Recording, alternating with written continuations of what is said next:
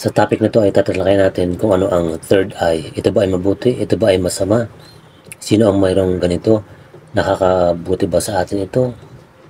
Ano ang mga sinyalis ng mga taong merong ito, ang third eye? Ang third eye ay isang klase ng kakaibang pandama. Hindi lamang yung mga nakakita siya ng mga elemento o iba't ibang uri ng multo. Yun na ang third eye. Pero ang mas malawak na kahulugan ng third eye ay yung pandama. Yung kakaibang pandama mo na para bang ibig sabihin ay meron kang psychic ability. Yan po ang third eye na tinatawag.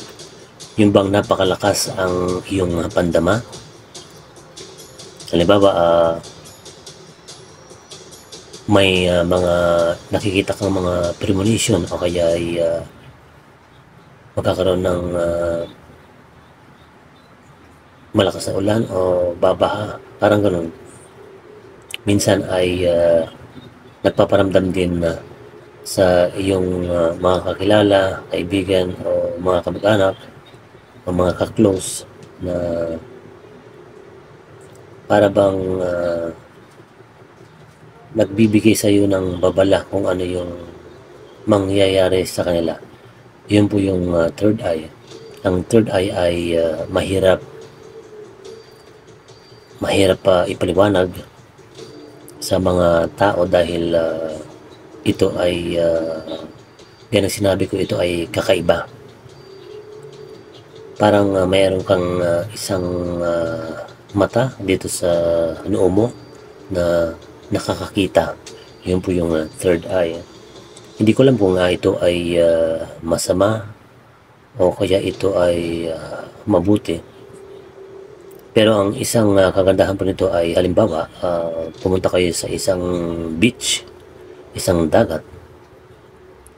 May isang napakalakas ang kanyang third eye na kasama nyo. At siya ay magbababala sa inyo dahil nakikita niyang may panganib na darating. Na parang naiisip niya na may malulunod kaya bibigyan kayo ng babala. Ganun po yung third eye. Pero ang third eye ng isang tao, ito man ay bukas o nakasara, ay depende ito sa level ng kagalingan. Parang sa school yan, merong first honor, second, third, may ranking, merong mga normal students lang. Ang pagkaroon ng third eye ay ganyan din.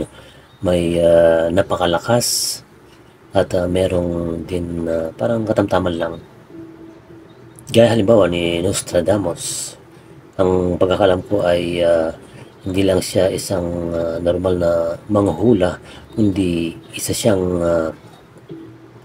tanyag dahil halos lahat ng hinulaan niya na hanggang sa nung namatay siya hanggang sa 4th centuries, ang hinuhulaan niya ay nagkakatotoo pa rin dahil siya ay ang taong may gifted siya na nagkaroon ng napakalakas na third eye. Yan po si Nostradamus. At ang hindi na po natin sasabihin ang kanyang mga hula dahil ang panghuhula ay gaya ng ating pagkakaintindi, ang panghuhula ay masama. Tama po ba? Nandyan po sa Biblia po yan dahil Diyos lamang ang nakakaalam ng lahat. Pero ang questions ko naman ay ano naman yung nanguhula na lahat ng panghuhula niya ay hindi niya sasabihin yung mga masasamang mangyayari. Ang sasabihin lang niya ay yung mga mabuting mga hula lang. So ano po ang palagay niyo doon? Masama pa rin po ba ang panghula o hindi? Ganyan po.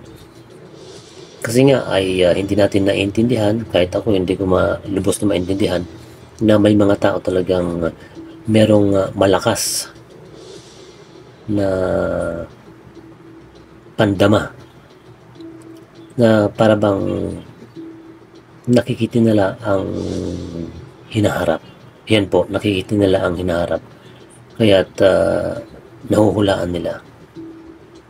Pero hindi lahat ng mga hula ay 100% na totoo. Meron din mga sablay po yan. Kahit na sila ay mga pinakamagagaling na mga hula, ay meron pa rin mga sablay po yan. Hindi 100%. Gaya ni Jojo Aquin, dating Jojo Aquin, ang tinaguri ang Nostradamus of the Philippines, ay marami rin siyang, of course, napakagaling niya dahil napakarami niyang nahulaan na nagkatotoo, pero may mga hindi rin. Ganyan po. At ang third eye ay pwedeng isara, gaya ng sinasabi ng iba na narinig nyo, pero sa susunod na issue ay pag-aral natin kung ito ay totoo. Ang mga sinasabi ko rito ay mga nabasa ko lang, at yung mga iba ay nadama ko rin na totoo ang third eye.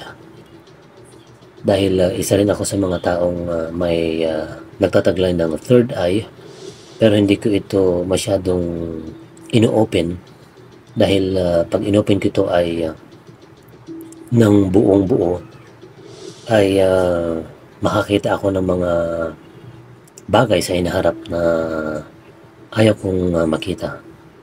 Kaya ibig sabihin ay pilit ko itong parang isinasara sa isipan ko. Yan po ang tinatawag nating third eye.